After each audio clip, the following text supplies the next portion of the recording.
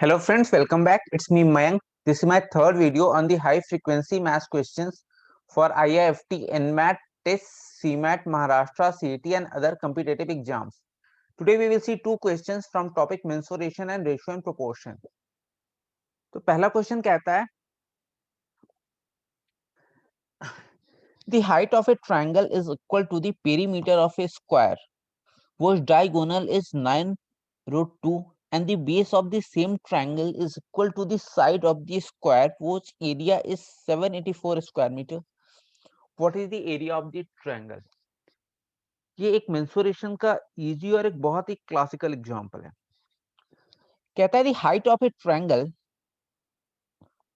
ये एक ट्रायंगल है, अगर मान लेते हैं हम किसे एबीसी, और अगर हम कह देते हैं एडी जो है वो हाइट है, मतलब एडी जो होगा क्या होगा, एडी जो होगा परपेंडिकुलर टू बेस बीसी। और हमें पता होता है कि एरिया ऑफ ट्रायंगल क्या होता है, दो तीन फॉर्मूले होते हैं, लेकिन एक जो फॉर्मूला होता है वो क्या होता है, हाफ बेस इनटू हाइट, मतलब हाफ एडी इनटू बीसी। तो मतलब अगर हमको एरिया निकालना है तो हमें बेस चाहिए और हाइट चाहिए। अब इस क्वेश्चन में कहता है the height of a triangle is equal to the perimeter of a square which diagonal is 9/√2। मतलब ये कोई एक स्क्वायर है। स्क्वायर क्या होता है, अगर हम इसे कोई क्वाड्रिलेटरल कहते हैं तो इसके सारे एंगल्स कितने होते हैं, 90 डिग्री। और पी आर जो क्या होगा, इसका डायगोनल होगा। पी आर क्या है, डायगोनल है। अब कह रहा है इस डायगोनल का लेंथ दिया हुआ है 9√2।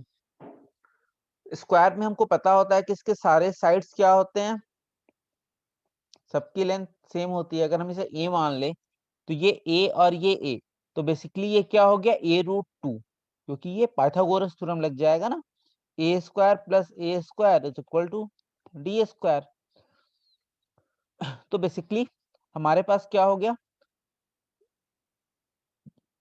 अगर हम इसकी बात करें तो हमारा डायगोनल क्या हो जाएगा, अगर ए रहे और ए रहे तो ये डायगोनल हो जाएगा बेसिकली हमारा a√2। और इसी a√2 की वैल्यू क्या दी हुई है इस क्वेश्चन में, 9√2। तो इस √2 से √2 कैंसिल, तो a इज इक्वल टू क्या आ गया, 36। मतलब ये क्या कह रहा था, ये साइड हमारा आ गया स्क्वायर का 36। तो अगर हम बात करें इसके पेरीमीटर की, तो स्क्वायर का पेरीमीटर क्या हो जाता है, ये a plus a plus a plus a, मतलब वो 4a हो जाएगा। सॉरी यहाँ 9 हुआ ना, हाँ, तो ये क्या हो गया 4a means 4 into 9, this will be equal to 36। मतलब जो ट्रायंगल का हाइट है वो कितना आया, 36। अब हमें क्या निकालना है, एरिया के लिए हमें हाइट मिल गया, अब हमें बेस चाहिए। अब बेस के लिए क्या इंफॉर्मेशन दिया हुआ है, हम आगे पढ़ते हैं। And the base of the same triangle is equal to the side of a square whose area is 784 square meter। मतलब कह रहा है कि अब ये एक दूसरा स्क्वायर है और इस स्क्वायर का एरिया दिया हुआ है। एरिया की वैल्यू कितनी है, 784 स्क्वायर सेंटीमीटर। मतलब देखिए, अगर तो हमें 784, अगर हमें बेसिक्स याद है स्क्वायर के, तो हमें पता होता है कि 784 क्या होता है, किस नंबर का स्क्वायर होता है, तो 28 स्क्वायर इज इक्वल टू 784। लेकिन अगर हमें याद नहीं है तो हम इसे चाहे तो निकाल भी सकते हैं। किस तरीके से, तो देखते हैं। अगर हम इसका प्राइम फैक्टराइजेशन कर देते हैं, 784 ये सबसे पहले किससे जाएगा, 2 से करते हैं। 2 3 जा 6, 2 9 जा 18, फिर ये 2 से चला जाएगा, 2 1 जा 2, 19 बचा, 2 9 जा 18, 196। फिर ये 2 से चला जाएगा, ये कितना हो जाएगा, 2 9 जा 18, 98। फिर ये कितना हो जाएगा, 49। फिर ये 2 से डिविजिबल है। अब 49 क्या होता है, 7 इंटू 7, तो बेसिकली क्या हो गया, 784 जो हो गया वो कितना हो गया, 2 into 2 into 2 into 2 into 7 into 7, ये 784 हो गया। तो इसका अंडर रूट कितना हो जाएगा, तो इस दो 2 के बदले एक 2 बाहर आ जाएगा, इस दो 2 के बदले एक 2 बाहर आ जाएगा, और इस दो 7 के बदले एक 7 बाहर आ जाएगा। तो ये मल्टीप्लाई कर लीजिए, कितना हो जाएगा, 4 7 जा 28। तो हम इस तरीके से निकाल लेंगे, या अगर हमें मन करे तो हम इसको डिवीजन मेथड से भी निकाल सकते हैं। तो देखिए अब क्या हुआ कि हमें पता चल गया बेस क्या है ट्रायंगल का, 28, क्योंकि कह रहा है कि the base of the same triangle is equal to the side of the square which area is 784 centimetre. मतलब जो ये स्क्वायर है, स्क्वायर का एरिया क्या होता है, अगर हम इसे x और x मान ले, अगर मान लेते हैं कि ये एक स्क्वायर है, तो स्क्वायर का एरिया क्या हो जाता है, एक्स स्क्वायर, और एक्स स्क्वायर की वैल्यू कितना दी हुई थी, 784। तो हमें x चाहिए, x कितना आया, अभी हमने दो मेथड से कैलकुलेट करके देखा, 28। तो वैसे में याद होता है 784 किसका स्क्वायर होता है, 28 का। 29 का स्क्वायर क्या होता है, ये होता है 841। तो हमें स्क्वायर्स अप टू 36 तो याद होना चाहिए किसी भी क्वेश्चंस को सॉल्व करने के लिए। अगर आपको स्क्वायर 36 तक याद है अगर हमें, तो हम बहुत सारे क्वेश्चन बहुत ही इजीली कर लेंगे। तो अब हमारा क्वेश्चन में कुछ बचा ही नहीं, ये ट्रायंगल है, इस ट्रायंगल का हाइट कितना आया था, 36, ये किसके बराबर था, पेरीमीटर ऑफ द स्क्वायर, और इसका बेस कितना हो गया, 28। तो एरिया क्या हो जाएगा, हाफ बेस इंटू हाइट, ये कितना हो जाएगा, 14, 14 6 जा 84, 14 3 जा 42, 50। देखिए अगर हम इस तरीके से ये कर लिए, देखिए अगर अब हम इस क्वेश्चन के ऑप्शंस देखें, मैंने ऑप्शन शायद पहले में दिया है, हाँ, तो आप ध्यान दीजिए, यहाँ ऑप्शन में लास्ट डिजिट क्या है, 4, यहाँ लास्ट डिजिट क्या है, 8, यहाँ लास्ट डिजिट क्या है, 8, यहाँ लास्ट डिजिट क्या है, 6। मतलब अगर हमारा लास्ट डिजिट कोई 8 आता ऑप्शन में, तब तो हम इस क्वेश्चन को आगे करते, वरना हमें पूरा मल्टीप्लाई करने की भी जरूरत नहीं थी इस क्वेश्चन में। तो जब हमने देखा कि अभी हमने क्या मल्टीप्लाई किया था, कितना आ गया था हमारा, हाफ 28 इंटू 36 था, तो 14, 4 6 जा 24। तो हमें पहले ही जब लास्ट डिजिट 4 आ गया, तो इसमें हमें पूरा कैलकुलेट करने की जरूरत ही नहीं है। हमने देखा सिर्फ एक ऑप्शन है हमारा जिसका लास्ट डिजिट 4 है, ये हमारा आंसर हो जाएगा। इस तरीके से हम इस क्वेश्चन को सॉल्व करेंगे। आइए अब हम देखते हैं सेकंड क्वेश्चन। ये क्वेश्चन कहता है, A bag of fruits were distributing among four students P, Q, R, and S. P took 3 by 8 of the fruits. Q took 1 by 5th of the remaining fruits, and the remaining fruits were distributed equally among R and S. What fraction of fruits did R get? देखिए ये question आपको ratio and proportion का है, ये percentage में भी पूछ सकता है। जैसे अगर यहाँ कहा ना कि व्हाट फ्रैक्शन ऑफ फ्रूट्स, इस फ्रैक्शन के बदले क्वेश्चन दे सकता है व्हाट परसेंटेज ऑफ फ्रूट्स। और ऐसे क्वेश्चन अगर आप देखें तो इनफैक्ट एमबीए एग्जाम की छोड़िए, बैंकिंग, एसएससी या एमबीए एग्जाम में ऐसे एक या दो क्वेश्चन तो आते ही आते हैं। कोई कह देगा टोटल नंबर ऑफ मार्बल्स कितने हैं, ए के पास 1/5 है, बी के पास 1/4 है, वो कुछ इस तरीके का इक्वेशन करके हमें क्वेश्चन सॉल्व करना रहता है। तो इसका एक सेट फंडा होता है कि हम इस क्वेश्चन को कैसे करते हैं। तो अब हम इस क्वेश्चन को एक बार फिर से ध्यान से पढ़ते हैं। कहता है bag of fruits were distributed among 4 students P, Q, R and S. मतलब एक फ्रूट्स का बैग है, उसको हमें 4 लोगों के बीच में डिस्ट्रीब्यूट करना है। कहता है P took 3/8 of the, P के पास कितना है, 3/8 ऑफ फ्रूट्स, मतलब जितने फ्रूट्स है उसका 3/8 पी के पास है। Q took 1/5 of the remaining, Q के पास कितना है, 1/5 of remaining, and the remaining fruits were distributed equally among R and S. R के पास कितना होगा, तो कह रहा है कि आर और एस में इक्वली डिस्ट्रीब्यूट हुआ, मतलब हाफ ऑफ रिमेनिंग।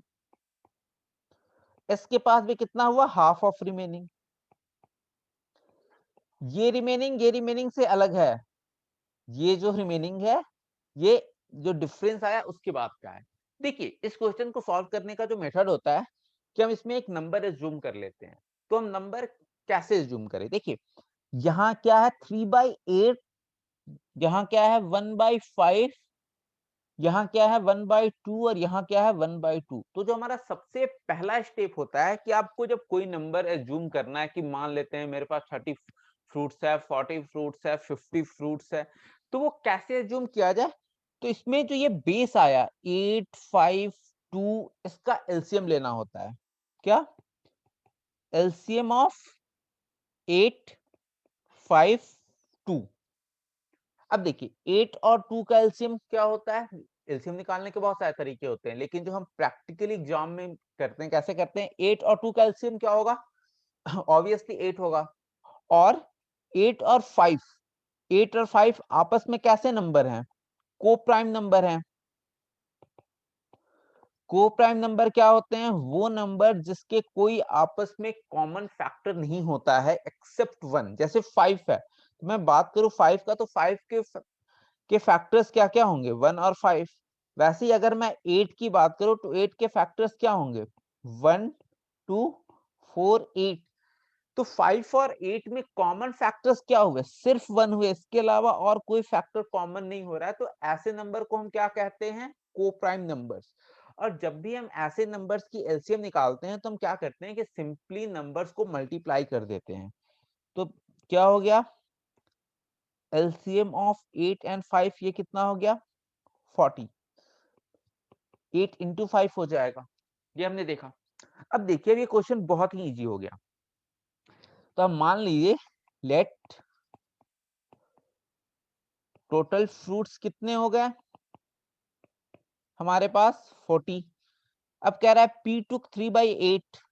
P कितना लिया? 3/8 ऑफ 40। ये कितना हो गया? 8 5 जा 15। मतलब 15 फ्रूट जो है वो P ले लिया। तो अब रिमेनिंग कितने आया? रिमेनिंग हो गया 40 माइनस 15। ये कितना हो गया? 25। Q कितना लिया है? तो कहता है Q took 1/5 of the remaining. Q कितना लिया? 1/5 ऑफ रिमेनिंग। रिमेनिंग कितना है? 25। तो ये कैंसिल, कितना हो जाएगा? ये हो जाएगा 5। मतलब P ने 15 फ्रूट्स ले लिए, Q ने कितने फ्रूट्स लिए? 5। तो अब रिमेनिंग कितना आया? तो पहले 25 था, Q ने 5 ले लिया, तो अब हमारे पास रिमेनिंग आया 20। अब कहता है कि इस 20 को R और S में इक्वल डिस्ट्रीब्यूट करना है। मतलब R के पास कितना जाएगा? 20/2, 10। और S के पास कितना जाएगा? 20/2, 10, क्योंकि इक्वल डिस्ट्रीब्यूट होना है। तो क्वेश्चन पूछ क्या रहा है? What fraction of fruits did R get? तो R फ्रैक्शन कितना हो गया? R के पास फ्रूट कितना है? 10। Out of total number of fruits कितने थे? टोटल फ्रूट्स कितने थे? 40। तो R का फ्रैक्शन कितना हो गया? 10/40 मीन्स 1/4। ये हमारा आंसर हो जाएगा। तो ऐसे क्वेश्चंस आपको हर एग्जाम में दिखते हैं। वो कई बार कहता है कि the number of fruits of P वो कितने होंगे? Half of Q plus R plus S। इस क्वेश्चन, ये थोड़ा कॉम्प्लिकेटेड होता है, लेकिन इसमें भी जो हम करते हैं वो हम कुछ इसी मेथड से करते हैं। ऐसा हम क्वेश्चन कल या परसों हम ऐसे क्वेश्चंस भी लेंगे, लेकिन उसमें हम देखते हैं कि अगर यहाँ कह दे 1/2, Q का कह दे कि 1/3 of P plus R plus S, कुछ ऐसा कह दे। अगर R का कह दे 1/4 of P plus Q plus S, तो यहाँ अब हम क्या करते हैं? किसका एलसीएम लेते हैं? 2, 3, 4, इन सब का एलसीएम लेते हैं। जो भी नंबर दिया हो, ये तो मैंने जैसे एग्जांपल ले रहा हूँ, उन नंबर का एलसीएम लेंगे, उसके बाद सॉल्व करेंगे। तो इस क्वेश्चंस को, ऐसे टाइप के क्वेश्चन को सॉल्व करने का यही तरीका होता है। अब देखिए, यहाँ हमारा रेशियो क्या आया? 1/4।